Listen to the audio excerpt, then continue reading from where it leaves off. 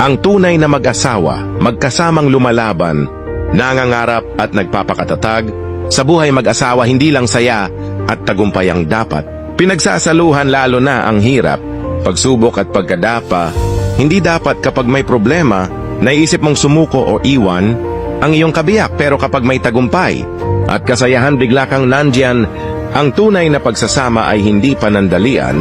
Ito ay panghabang buhay. Ito ay kasangga sa hirap at ginhawa. Walang hihigit pa sa mag-asawang magkasamang humaharap sa bawat hamon ng buhay, yung kahit anong mangyari. Hindi nang iiwan, hindi bumibitaw, at hindi sumusuko sa isa't isa. Hindi pera, ari-arian o karangyaan ang basehan ng matibay na relasyon, kundi ang kakayahang magsama ng may tiwala, respeto at pangarap para sa isa't isa.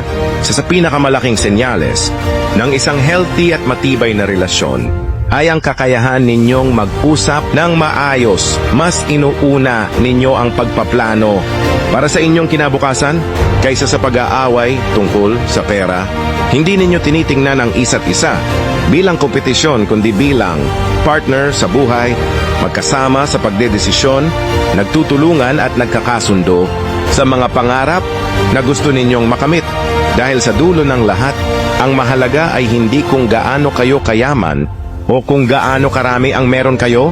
Ang mahalaga ay kung gaano ninyo pinahahalagahan at pinanghahawakan ang isa't isa. Piliin mo ang taong hindi ka iiwan kahit wala ka. Ang taong mas inuuna ang tayo kaysa sa ako.